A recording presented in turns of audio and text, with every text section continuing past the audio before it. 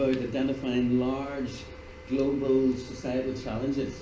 And this, obviously, I think everybody in the room would agree that what you're discussing here this afternoon is definitely a society. Very passionate about it, and that's ABC. A means academic, B means business stroke industry, and C means clinical. And I believe that you need that triangle. Large, complex societal problems will no longer be addressed sufficiently by one discipline. It's about multidisciplinarity, it's about different disciplines coming together and bringing their expertise and their competencies to a particular taken aback by the amount of interest.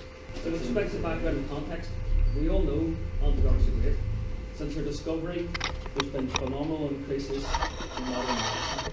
However, one thing that we all know in the room, and maybe the general public aren't aware of, is that they're only effective against bacteria. Okay, so we have some challenges to address as we go through. The resistance is now costing money as well as lives in all regions of the world. So organisms have adapted, have responded, and are no longer susceptible to the prescriptions, antibiotics that doctors give. So what we've identified are experts in diagnosing antimicrobial resistance, or to give an insight into what the current practices are, an insight into novel therapies. How can we develop alternative approaches to antibiotics to be able to treat some of these infections?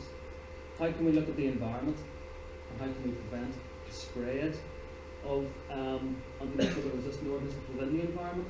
And are there some new technologies that we're investigating that can be used for that? And also, one thing that's very important is the use then and the exploitation of big data.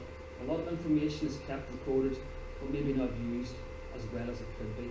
And there are some speakers today that are going to give us an insight into what maybe the techniques that they can use to help us extract useful information from that data that's been collected, and maybe then give us some leaders as to what we should be doing, or some pointers as to how we can address the current problems in our area, our opportunities.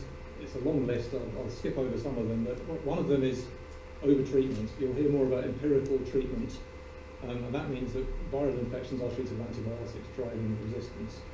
Under-treatment will become a bigger issue as well, doing that fast enough to affect patient management. So I've got a couple of other points.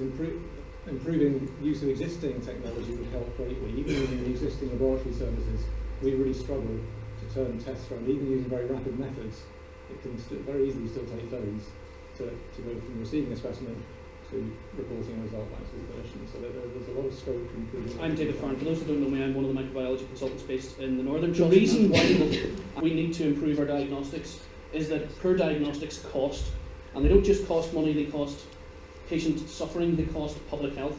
Antibiotics are the only drug that you will find in the BNF that you don't just prescribe to a patient, or you don't just prescribe to an animal, you prescribe it to the environment. So what happens when we have poor diagnostics? Well, you might not make a diagnosis, and if you don't make a diagnosis, your infection gets worse for the patient.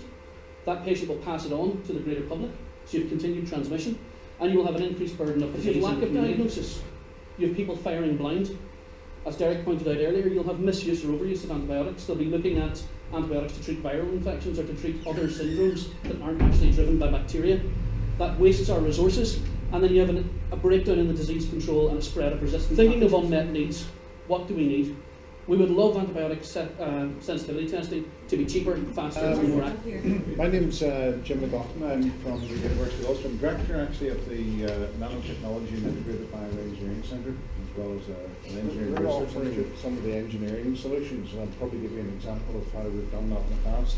I think in two areas, in diagnostic systems, and I'll also maybe hint at coatings, which are also very, very important. This area here, sensors and connected health, is probably where a lot of the diagnostics go. So the nanomaterials and the plasma technology side is where we do things that are coatings, or microfluidics, and microfluidics is a very strong capability that we would have. You customize that and design it for diagnostic systems. You can't leave it there. These days it's all about integrated optical systems or integrated electrochemical systems to actually sense that. And then, I think it was mentioned there by Derek, you know, the use of this smartphone technology, don't poo-poo that area. That is your mobile platform now that communicates with the cloud, that allows the analytical systems to actually feed into your electronic care. But lots of other new materials coming to the fore. Photocatalysis, and we have Tony Byrne here and Patrick that are leaders in that area.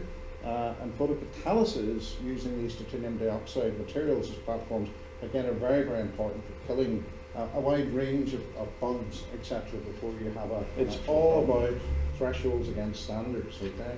And you're looking for sensitivity, specificity, predictivities in there, and no false positives for a diagnostic system to work properly.